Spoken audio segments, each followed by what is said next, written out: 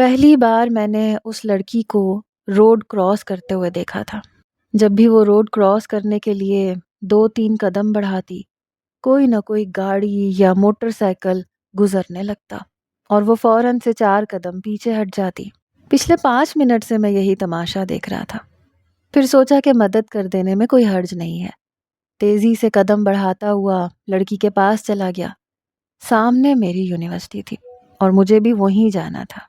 میں road cross کرنے ہی والا تھا جب میری نظر اس لڑکی پر پڑی، لیکن جس طریقے سے وہ روڈ کراس کرنے کی کوشش کر رہی تھی اور بار بار پیچھے ہٹ رہی تھی، مجھے لگا جیسے وہ روڈ کراس کرنے سے گھبرا رہی ہے۔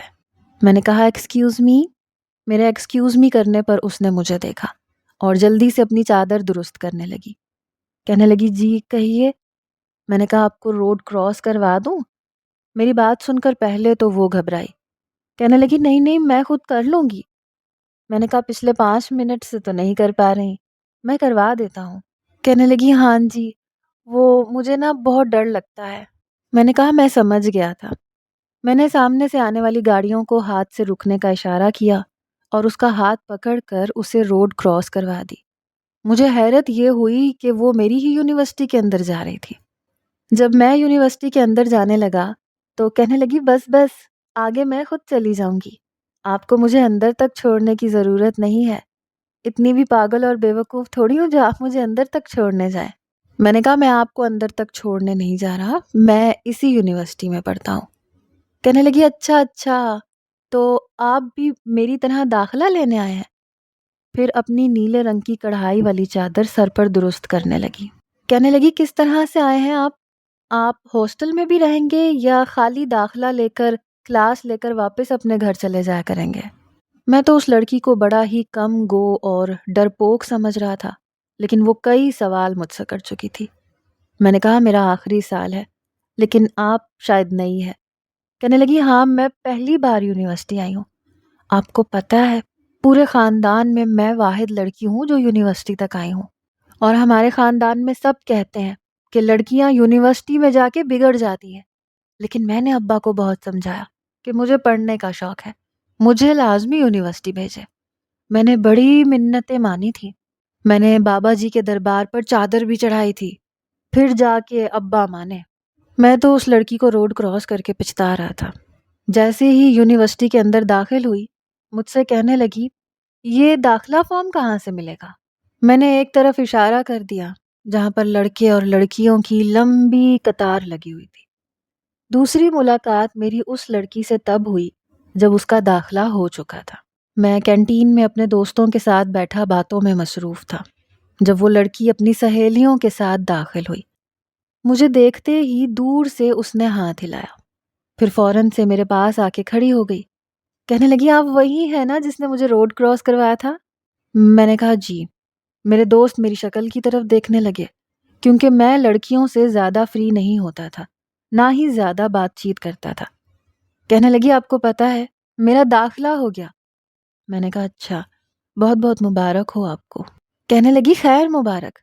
پھر کہنے لگی آپ کو پتہ ہے میرے ابا نے پورے گاؤں میں مٹھائی بانٹی ہے، میری بیٹی کا داخلہ یونیورسٹی میں ہو گیا، میں آپ کو بتا نہیں سکتی میں کتنی خوش ہوں۔ میرے دوست کبھی میری شکل کی طرف دیکھ رہے تھے تو کبھی اس لڑکی کی شکل کی طرف۔ میں نے کہا میں اس وقت اپنے دوستوں کے ساتھ بیٹھا بہت ضروری بات کر رہا ہوں۔ کہنے لگی اچھا اچھا ٹھیک ہے، ہم پھر کبھی مل لیں گے، اب تو ایک ہی یونیورسٹی میں ہے، کہیں نہ کہیں تو ملنا ملانا رہے گا۔ میں نے کہا جی جی ضرور۔ یہ کہہ کر وہ کہنے لگی اچھا بائے بائے۔ اس نے ہاتھ ہلائے اور واپس اپنی سہیلیوں کے پاس چلی گئی۔ میرے دوست مجھے دیکھ کر کہنے لگے یہ کیا تھا؟ میں نے کہا مجھے نہیں پتا۔ وہ کہنے لگے جہاں زیب یہ کہیں سے بھی تمہاری فیملی کی تو نہیں لگتی، نہ ہی ہم یہ کہہ سکتے ہیں کہ یہ تمہاری کوئی کزن ہے۔ کون ہے یہ لڑکی؟ میں نے کہا پتہ نہیں کون ہے، باولی سی ہے، چند دن پہلے روڈ کراس کرنے سے ڈر رہی تھی، میں نے مدد کر دی، مجھے کیا پتا تھا کہ گلے ہی پڑ جائے گی۔ بہرحال ابھی اس بات کو 15 دن گزرے تھے کہ ہم لوگ کلاس لے رہے تھے اور میں فرنٹ سیٹ پر بیٹھا تھا جب وہ لڑکی کوریڈور میں سے گزری، اکیلی تھی، لیکن کلاس میں مجھے دیکھ کر دور سے اس نے ہاتھ ہلایا اور مسکرانے لگی۔ منہ سے تو کچھ نہیں بولی، لیکن میرے ساتھ میری کلاس والے سب ہی اسے دیکھ چکے تھے اور پھر مجھے مشکوک نظروں سے دیکھ کر مسکرانے لگے۔ جب سب کی نظریں بیک وقت کلاس روم کے بیرونی دروازے پر پڑیں تو ہمارے پروفیسر جو ہمیں کوئی لیکچر دے رہے تھے، ان کی نظروں کا تعاقب کرتے ہوئے وہ بھی باہر دیکھنے لگے، جہاں سے وہ لڑکی مجھے ہاتھ سے اشارہ کر رہی تھی۔ پروفیسر کو دیکھ کر تیزی سے قدم بڑھاتے ہوئے چلی گئی۔ پروفیسر میرے پاس آئے، کہنے لگے یہ کون تھی؟ اب میں سوچ میں پڑ گیا کہ کیا کہوں، اس بے وقوف لڑکی نے کتنی غلط حرکت کی تھی۔ پیچھے سے ایک لڑکا کہنے لگا گرل فرینڈ، اور کلاس میں دبی دبی ہنسی کی آوازیں گونجنے لگیں۔ یہ سن کر مجھے بہت غصہ آیا۔ میں نے پلٹ کر غصے سے اسے گھورا تو وہ چپ ہو گیا۔ پروفیسر کہنے لگے جہاں زیب، تم سے تو میں اس قسم کی کوئی امید نہیں رکھ سکتا۔ میں نے کہا نو سر، ایسی کوئی بات نہیں ہے، بس میری دور کی کزن ہے، نئی نئی یونیورسٹی میں آئی ہے، جب بھی کوئی پریشانی ہوتی ہے یا کوئی بھی مسئلہ ہوتا ہے تو مجھے کہہ دیتی ہے۔ میں نے بات کو ٹالنے کی کوشش کی۔ پروفیسر کہنے لگے اوکے اوکے ٹھیک ہے بیٹھ جاؤ، لیکن میں سوچ چکا تھا کہ اب اس لڑکی سے دو ٹوک بات کرنی پڑے گی۔ بھلا یہ کوئی طریقہ ہے؟ میں نے روڈ کراس کروا کے کوئی گناہ اور غلطی کر لی تھی جس کی وجہ سے میں یہ سب ذلت برداشت کر رہا تھا؟ جیسے ہی کلاس ختم ہوئی میں جانتا تھا کہ وہ لڑکی کینٹین میں ہی ملے گی۔ میں سیدھا کینٹین میں پہنچا۔ وہ اس وقت سموسا کھا رہی تھی، ساتھ میں کولڈ ڈرنک پی رہی تھی، ساتھ میں اس کی ایک دوست بھی تھی جسے پٹر پٹر باتیں کیے جا رہی تھی، وہی اپنے گاؤں کے قصے کہانیاں، اور وہ لڑکی بڑی دلچسپی سے سن رہی تھی۔ میں اس کے پاس گیا، میں نے کہا مجھے تم سے بات کرنی ہے۔ کہنے لگی ہاں ہاں کیوں نہیں، بیٹھیں، سموسے منگواؤں آپ کے لیے؟ میں نے کہا جی نہیں۔ میں سامنے والی کرسی پر بیٹھ گیا، لیکن میں اس لڑکی سے اس کی دوست کے سامنے بات نہیں کرنا چاہتا تھا۔ اسے تو لحاظ نہیں تھا، لیکن مجھے تھا کہ اس کی دوست کے سامنے اس کی انسلٹ نہ ہو جائے۔ میں نے کہا ہم کیا اکیلے میں بات کر سکتے ہیں؟ یہ سن کر وہ لڑکی کچھ تذبذب کا شکار ہوئی، کہنے لگی نہیں نہیں، میں ایسی ویسی لڑکی نہیں ہوں جو لڑکوں سے اکیلے میں بات کرے، آپ کو جو کہنا ہے میری سہیلی کے سامنے کہہ سکتے ہیں۔ میں نے کہا میں بھی ایسا لڑکا نہیں ہوں، لیکن میں بات اکیلے میں کرنا چاہتا ہوں۔ پھر میں نے اس لڑکی سے کہا کہ کیا آپ 2 منٹ کے لیے ہمیں اکیلا چھوڑ دیں گی؟ وہ کہنے لگی ہاں ہاں کیوں نہیں۔ پھر اس نے اپنی کتابیں پکڑی اور اٹھ کے چلی گئی۔ میں نے کہا دیکھو محترمہ، کہنے لگی نہیں میرا نام ثنا ہے۔ میں نے کہا جو بھی ہے مجھے اس سے مطلب نہیں ہے، میں نے آپ کو صرف روڈ کراس کروایا تھا نا، ہے نا؟ کہنے لگی جی جی، میں آپ کا احسان کیسے بھول سکتی ہوں؟ میں نے کہا اس کا یہ مطلب تو نہیں کہ آپ مجھے ذلیل و خوار کر کے رکھ دیں۔ میری بات سن کے وہ چپ سی ہو گئی، کہنے لگی میں آپ کی بات نہیں سمجھی، بڑا نافہم سا انداز تھا۔ میں نے کہا اگر کوئی لڑکا آپ کو روڈ کراس کروا دے تو کیا آپ اس کے 4 دوستوں کے سامنے اسے ہیلو ہائے کرنے کے لیے پہنچ جائیں گی؟ کہنے لگی آپ نے مجھ پر احسان کیا تھا تو میں تو اس لیے، یہ کہہ کے چپ ہو گئی۔ میں نے کہا آپ نے پوری کلاس کے سامنے مجھے شرمندہ کر کے رکھ دیا، کیا ضرورت ہے ہاتھ ہلا کے اپنی پہچان کروانے کی؟ میں آپ کا کچھ لگتا تھوڑی ہوں، کیا لگتا ہوں میں آپ کا؟ کچھ بھی تو نہیں۔ اس طرح کی باتیں شریف لڑکیوں کو زیب نہیں دیتی۔ کہنے لگی ٹھیک ہے، میں آپ کی بات سمجھ گئی ہوں، آئندہ ایسا نہیں کروں گی۔ میں نے کہا بہت شکریہ۔ 1 مہینے تک تو واقعی اس لڑکی نے ایسی کوئی بھی حرکت نہیں کی، لیکن پورے 1 مہینے بعد میں نے اس لڑکی کو روتے ہوئے دیکھا، ادھر ادھر نہ جانے کس کو تلاش کر رہی تھی۔ میں اس وقت اپنے دوست کے ساتھ بیٹھا اپنا اسائنمنٹ کمپلیٹ کر رہا تھا، آپس میں ڈسکشن بھی ہو رہی تھی، جب اس کی نظر مجھ پر پڑی تیز تیز قدم اٹھاتی میرے پاس آ گئی، کہنے لگی بات سنیں، آپ کا نام کیا ہے؟ میں نے کہا کیوں، اب کیا ہوا؟ کہنے لگی پہلے بتائیں آپ کا نام کیا ہے، ساتھ ساتھ آنسو بھی پہنچ رہی تھی۔ میں نے کہا جہاں زیب۔ کہنے لگی ہاں جہاں زیب بھائی، کیا آپ میری مدد کر سکتے ہیں؟ میں نے کہا اب کیا ہوا ہے آپ کو؟ کہنے لگی وہ ہماری کلاس کا ایک لڑکا ہے، اس نے مجھے دھمکی دی ہے، کہنے لگا یونیورسٹی سے باہر نکلو تو دیکھو میں تمہیں بتاتا ہوں۔ میں نے کہا کہ کیوں بولا ہے یہ؟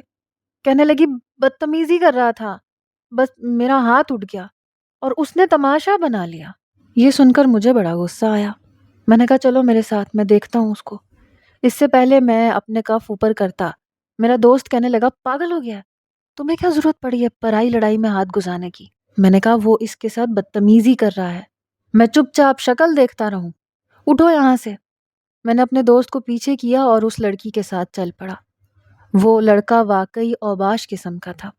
وہ لڑکی اس کے پاس چلی گئی، کہنے لگی بہت پھنے خان بن رہے تھے نا تم، کہہ رہے تھے نا دیکھو تمہیں کون بچائے گا، یہ دیکھو میرا بھائی آ گیا، تمہاری ٹانگیں توڑ کے رکھ دے گا۔ میں نے اس لڑکے کو کہا کہ تمہاری ہمت کیسے ہوئی اس لڑکی کے ساتھ بدتمیزی کرنے کی؟ وہ چنگم چبا رہا تھا، کہنے لگا تم جانتے نہیں ہو میں کون ہوں۔ میں نے کہا تم بھی نہیں جانتے کہ میں کون ہوں؟ کہنے لگا میں یہاں کے آئی جی کا بیٹا ہوں۔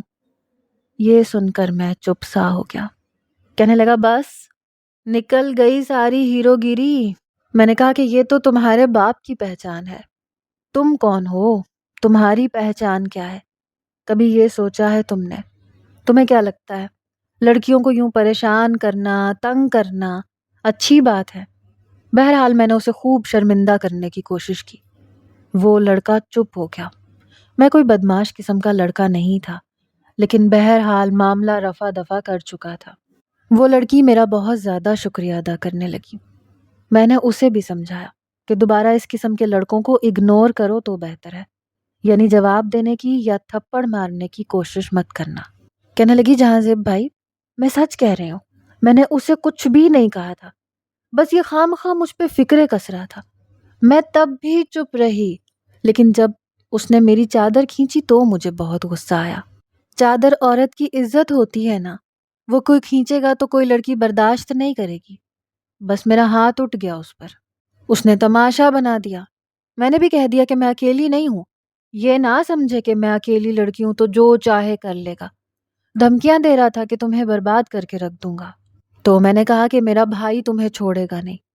کہنے لگی مجھے اس وقت صرف آپ کا ہی خیال آیا تھا، حالانکہ مجھے پتا ہے کہ آپ کو یہ سب پسند نہیں ہے، میں آپ کے پاس آنا بھی نہیں چاہتی تھی، لیکن سچی بات یہ ہے کہ میں یونیورسٹی میں آپ کے علاوہ کسی کو نہیں جانتی۔ میں نے کہا کوئی بات نہیں، اب بھی اگر کوئی مسئلہ ہو تو تم مجھے بلا سکتی ہو۔ میری یہ بات سن کے مسکرانے لگی، کہنے لگی بہت شکریہ آپ کا، آپ بہت اچھے ہیں۔ بہرحال اب اکثر میری اس سے ملاقات ہوتی۔ وہ اس یونیورسٹی کے ہاسٹل میں رہتی تھی کیونکہ وہ گاؤں سے آئی تھی اور شہر میں اس کا کوئی بھی اپنا نہیں رہتا تھا۔ ہاسٹل میں میرے علاوہ وہ کسی کو جانتی نہیں تھی۔ ہم دونوں کے بیچ یوں تو کوئی بھی رشتہ نہیں تھا، لیکن ایک انجانا سا بڑا مضبوط سا رشتہ بن چکا تھا۔ جب بھی اس پر کوئی مشکل کا وقت آتا تو وہ بلا تکلف میرے پاس آ جاتی، کہتی جہاں زیب بھائی نوٹس مل سکتے ہیں۔ میں کہیں سے بھی اسے نوٹس ڈھونڈ کے لا کے دے دیتا۔ جب اس کا پہلا سیمسٹر تھا تو بہت پریشان تھی، کہنے لگی میرے زیادہ نمبر تو نہیں کٹیں گے، میٹرک کے بورڈ میں بھی جان بوجھ کے ان لوگوں نے میرے نمبر کاٹے تھے۔ میں نے کہا یہاں ایسا نہیں ہوتا، تم جتنی محنت کرو گی تمہارے اتنے ہی نمبر ہوں گے۔ پھر پہلی پریزنٹیشن دیتے وہ بہت کنفیوز تھی، کہنے لگی اتنے سارے لوگوں کے سامنے مجھے نہیں لگتا میں بول پاؤں گی۔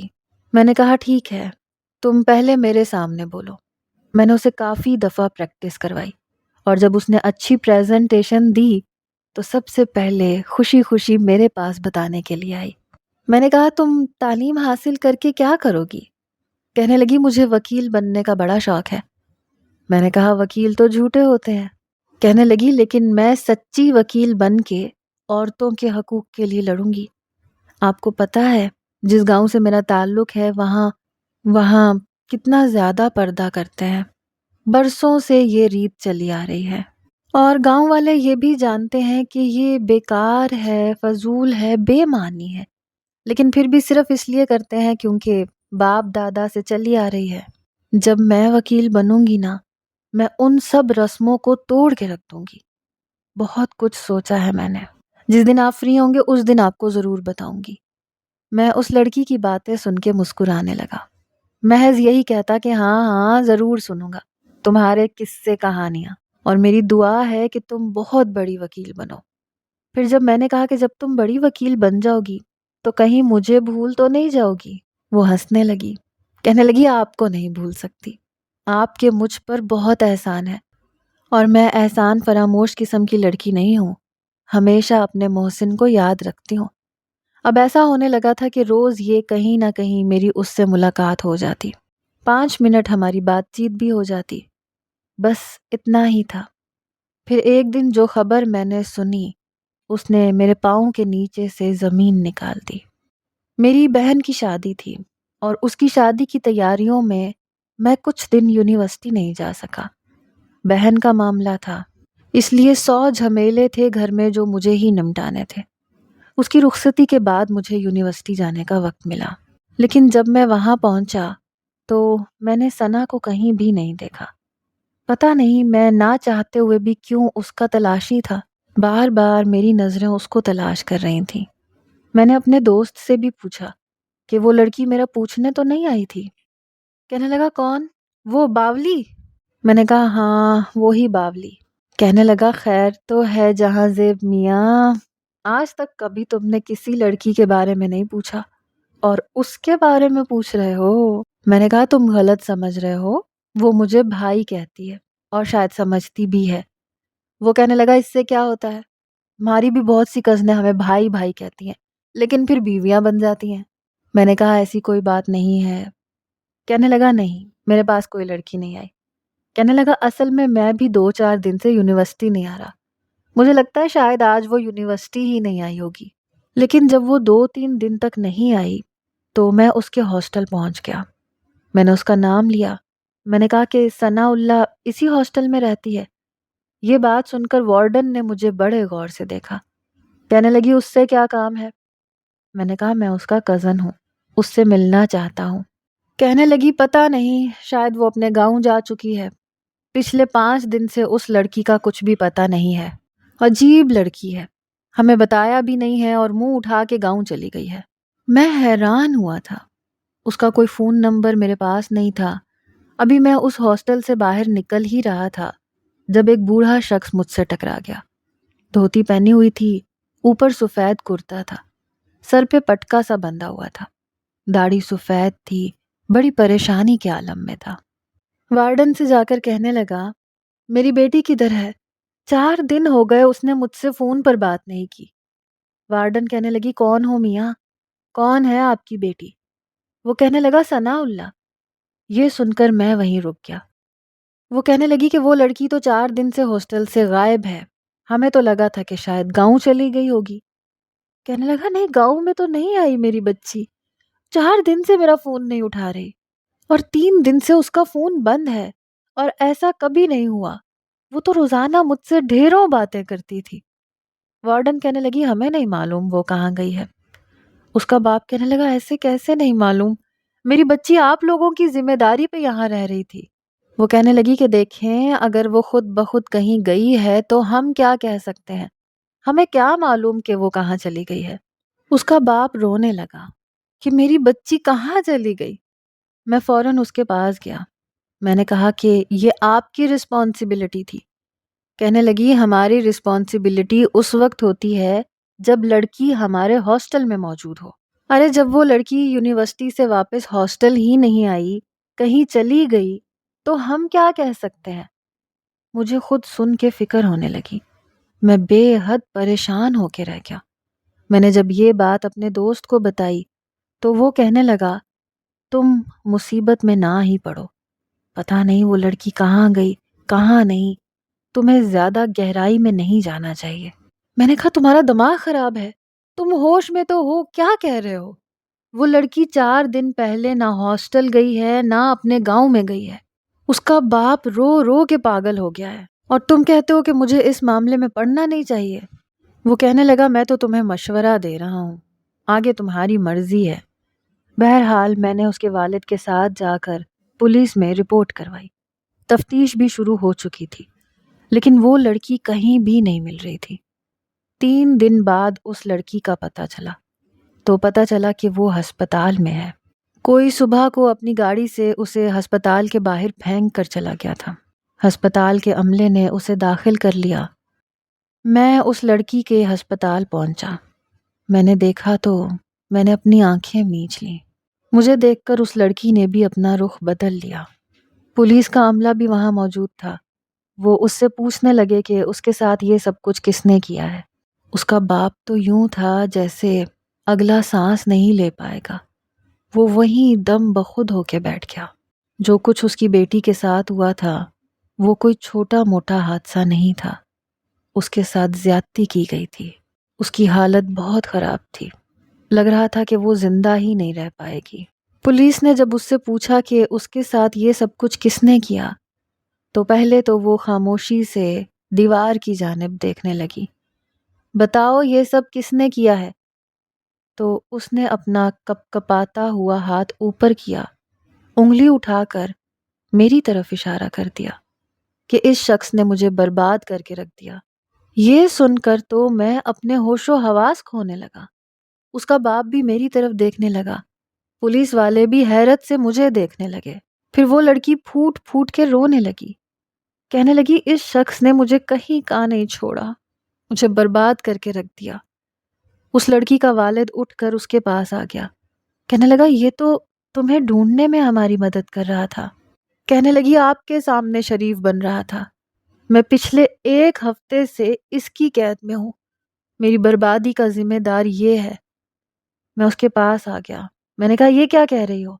مجھے لگتا ہے تم اپنے ہوش و حواس میں نہیں ہو۔ کہنے لگی میں اپنے ہوش و حواس میں کہہ رہی ہوں، یہ شخص میری بربادی کا سبب ہے۔